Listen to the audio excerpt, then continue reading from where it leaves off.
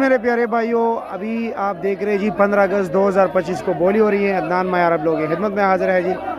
वो सामने आप देख रहे हो जी, वहाँ पर रेट चल है जी 2350-2400 रुपया, और यहाँ पर ये कितने का हुआ है जी 3400 रुपये का। कितना फ़र्क है? 1000 रुपये का। वज़न एक ही है लेकिन क्वालिटी अलग है जी। ये माल आप देख सकते हैं माशाल्लाह, बिल्कुल इसको क्रिस्टल क्लियर माल कहते हैं जी। सुंदरहानी माशाल्लाह, ज़बरदस्त, फैंटास्टिक। अब ये देख रहे हैं जी बोली हो रही जी। वज़न इसका होता है जी तकरीबन 9 साढ़े 9 किलो, और बोली का टाइम होता है सुबह 6 बजे।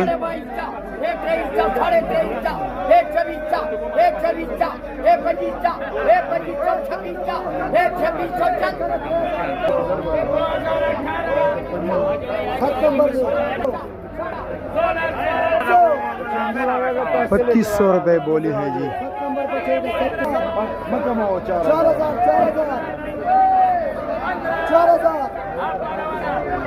4000 रुपये, 4000। लो जी, नया टोकरी आ गया 4000 का। तो अभी ये ज़रा कलर नहीं है इसमें इतना खास। 4000 फिर 3000 3000 रुपये जी। कलर नहीं है, दरमियान में देख रहे हो। 3000 माना 3000